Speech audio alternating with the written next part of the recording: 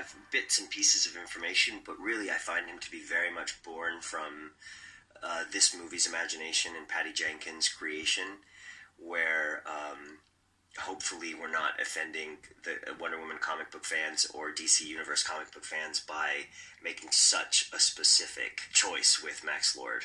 A very particular kind of swing, I guess is the best way to put it in terms of how I attack the part.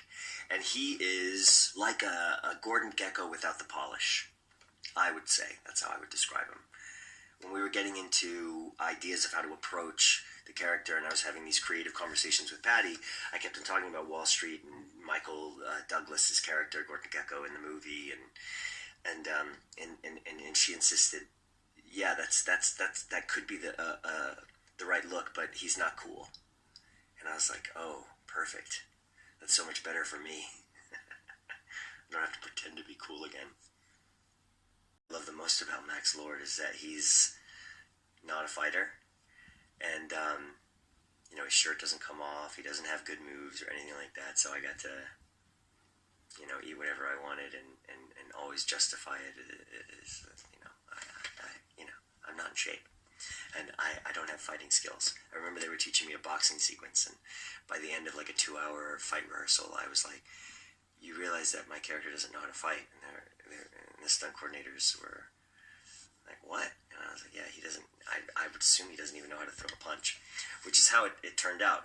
So the thing that I love is that the real fight that people are waiting to see is happening between Barbara Minerva and Wonder Woman, and the more slapstick, cartoonish fight is happening between me and Chris, because I will fight by any means necessary. If I get a hold of your hand, I'll bite it.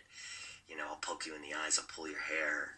I just need to get away. I have nothing to prove here outside of, getting what I want. I don't know what else to say outside of the fact that he's just an actor that I've always really admired. And I respect his work a lot. I think he's really, really good. I think he's a really, really good actor and a really good movie star. He looks so fantastic on screen, but he backs it up with extreme talent. And so I was excited to work with him. Good guy and bad guy. You wonder, is there going to be a little competitiveness or keep a little distance? But no, I mean, we were quite literally physically handcuffed to one another, and it's just really, it was really cool. Now, I found it funny because it worked so well.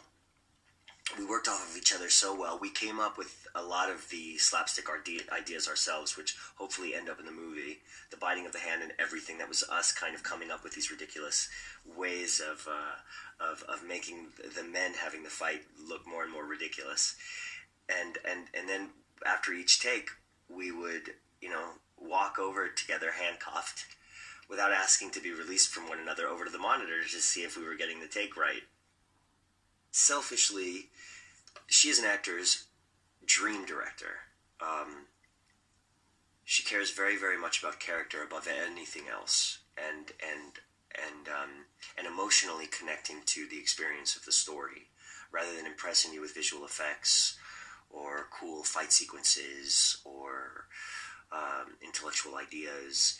It is a visceral experience that she wants to provide you, and by creating that, it means that you understand these characters, understand their motivations, and she gets the absolute best performances that she possibly can.